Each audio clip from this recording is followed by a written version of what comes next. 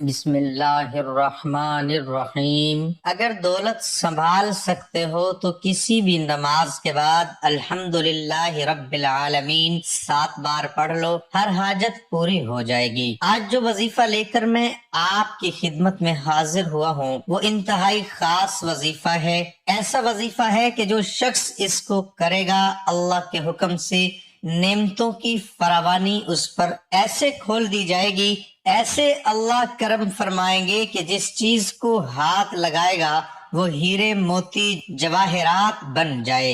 ایسی خاصیت رکھنے والا وظیفہ کہ جس چیز کو ہاتھ لگائے چاہے تو سونا بنا لے چاہے تو ہیرا بنا لے۔ ایسی خاصیت رکھنے والا وظیفہ انشاءاللہ تعالی اس کو کرنے والا کبھی مایوس نہیں ہوگا۔ اس وظیفے کو کرنے والے کی کبھی بھی کوئی ایسی حاجت نہیں ہوگی جو قبول نہ ہو۔ ایسا وظیفہ ہے انشاءاللہ تعالی، یہ 100% کام کرنے والا وظیفہ ہے۔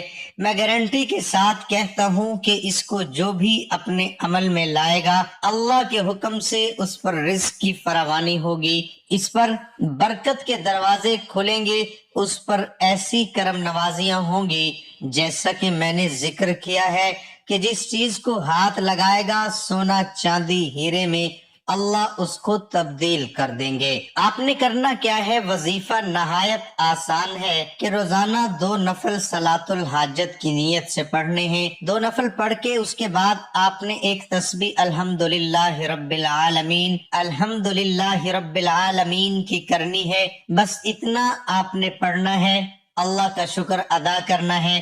الحمدللہ رب العالمین آپ نے پڑھنا ہے، ایک تسبیح کرنی ہے، اللہ کے حضور میں اللہ کا شکر ادا کرنا ہے، جس حال میں بھی ہے اللہ کا شکر ادا کرنا ہے، اور اللہ سے اپنی حاجت جو بھی مسئلے مسائل ہیں وہ اللہ سے ڈسکس کرنے ہیں، اللہ کے سامنے اپنے تمام تر مسائل رکھ دینے ہیں کہ یا اللہ مجھے یہ بھی چاہیے، مجھے یہ بھی چاہیے، مجھے یہ بھی چاہیے۔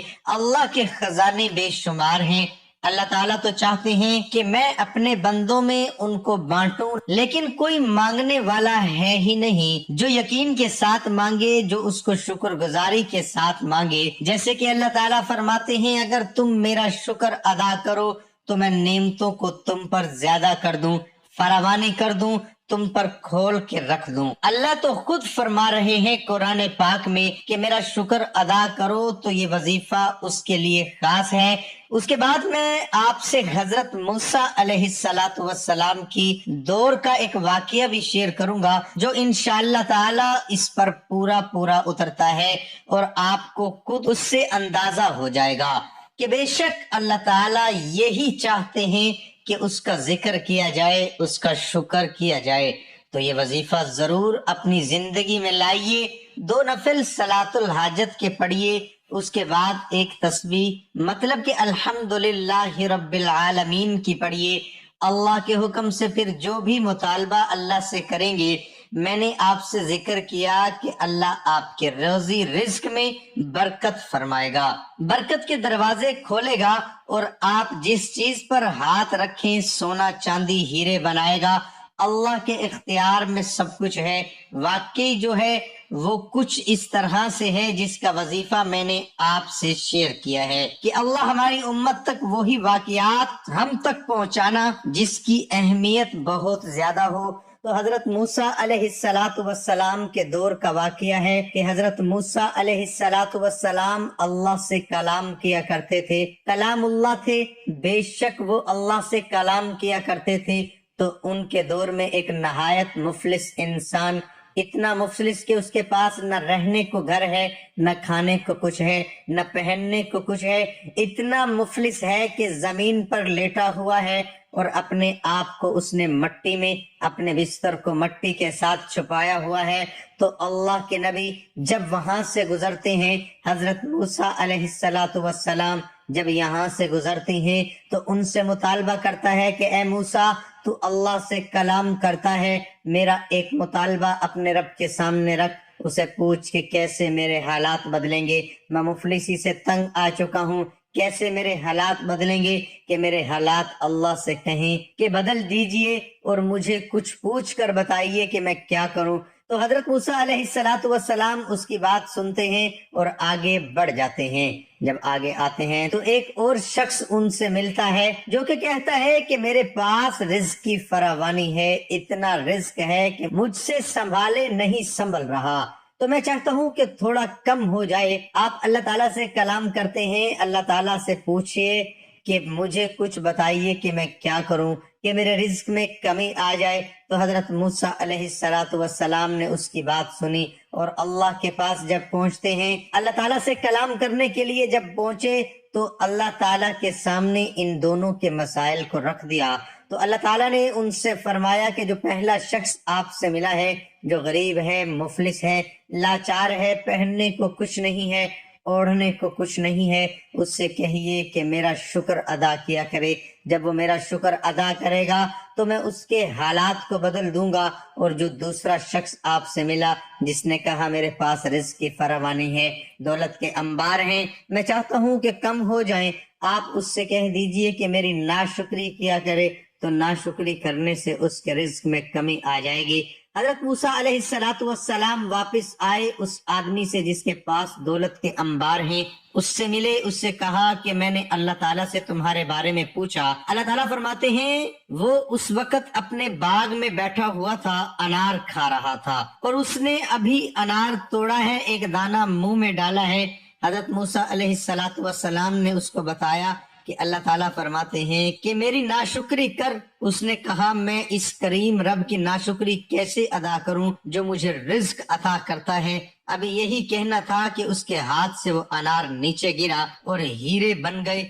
اللہ تعالیٰ کو شکر پسند ہے، اور اللہ تعالیٰ نے اس کی اس بات سے، اس کے شکر سے، اللہ نے اس کے ہاتھ میں جو انار تھا اس کو بھی ہیرے بنا دیا۔ آگے بڑھے، اس آدمی کے پاس آئے، اس سے کہا، اللہ تعالیٰ نے فرمایا کہ میرا شکر ادا کر، میں تیرے حالات بدل دوں گا۔ اس نے کہا شکر کس بات کا کروں، شکر کس بات کا ادا کروں، میرے پاس تو ہے ہی کیا۔ ابھی یہی کہنا تھا کہ جو زمین جس مٹی میں لت پت اپنے سطر کو ڈھک کر لیٹا ہوا تھا، اللہ تعالیٰ نے وہ بھی ہٹا دیا۔ اللہ تعالیٰ کا شکر بہت زیادہ پسند ہے۔ شکر ادا کریں اللہ کا ہر حال میں۔ الحمدللہ حضور اقدس صلی اللہ علیہ وسلم نے فرمایا آپ پر کیسے بھی حالات آئیں، ہر حال میں اللہ کا شکر ادا کریں، تو اللہ کا شکر کا یہ نتیجہ ہوگا کہ بے شک میں یہ آپ کو وظیفہ بتا رہا ہوں، آپ کے حالات جیسے بھی ہیں، آپ بے شک خوشحال ہیں نہیں ہیں، اللہ کا شکر ادا کریں۔ اور اگر جن کے پاس زیادہ مال ہے وہ زکوٰۃ دیں، اپنے مالوں کو حلال کریں، اللہ کے حکم سے جو ہے وہ اس کی تعمیل کریں اور اپنے مالوں کی زکوٰۃ دیں۔ اور جن کے پاس نہیں ہے وہ جس بھی حال میں ہیں اللہ کا شکر ادا کریں، اور اس وظیفے کو اپنی زندگی میں لائیں اور ہمیشہ کے لیے آئیں، معمول بنا لیں کہ ہم نے روزانہ ایک تسبیح صلاۃ الحاجت پڑھ کر اللہ سے اللہ کی نعمتوں کا شکر ادا کرنا ہے جو بھی اس نے ہمیں عطا کی ہیں۔ پہلے تو اپنے جسم کی طرف دیکھیے، اللہ نے کیسے بنائے ہیں، ایک ایک اعضاء کو آپ کے درست بنایا ہے۔ سب سے پہلا شکر تو یہ بنتا ہے کہ اللہ نے اپاہج نہیں بنا دیا، اللہ نے اندھا نہیں بنا دیا، اللہ نے بہرا نہیں بنا دیا۔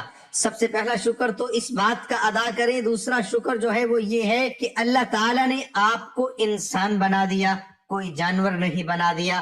اللہ کے اختیار میں تھا آپ کو جانور بنا دیتا، لیکن اللہ تعالیٰ نے آپ کو بالکل مکمل انسان بنا دیا۔ پھر اس کے بعد تیسرا شکر تو یہ بنتا ہے کہ آپ کو امت محمدیہ صلی اللہ علیہ وآلہ وسلم کی امت میں پیدا فرمایا۔ ایسی امت کے ہر نبی نے خواہش کی یا اللہ یہ امت ہمیں دے دے، یا اللہ یہ امت ہمیں دے دے، اللہ نے اس امت میں پیدا فرما دیا۔ شکر تو بغیر کسی چیز کی طرف آنے کے بغیر ہی اتنے شکر وہ آپ پر واجب ہیں۔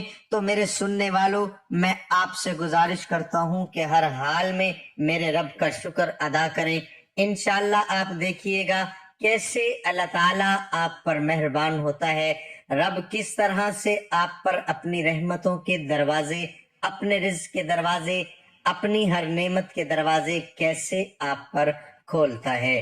میری گزارش ہے صرف اور صرف میرے رب سے جڑیے، اللہ سے جڑیے، اللہ سے مانگیے، انشاءاللہ تعالی کبھی بھی نامراد نہیں لوٹیں گے، کبھی بھی ایسا نہیں ہوگا کہ ہاتھ اٹھانے پڑے اور وہ خالی لوٹیں، ایسا نہیں ہوگا، صرف اور صرف اللہ سے مانگنا سیکھیے، اللہ تعالیٰ آپ کا حامی و ناصر ہو، آپ کے تمام مسائل حل ہوں انشاءاللہ تعالیٰ۔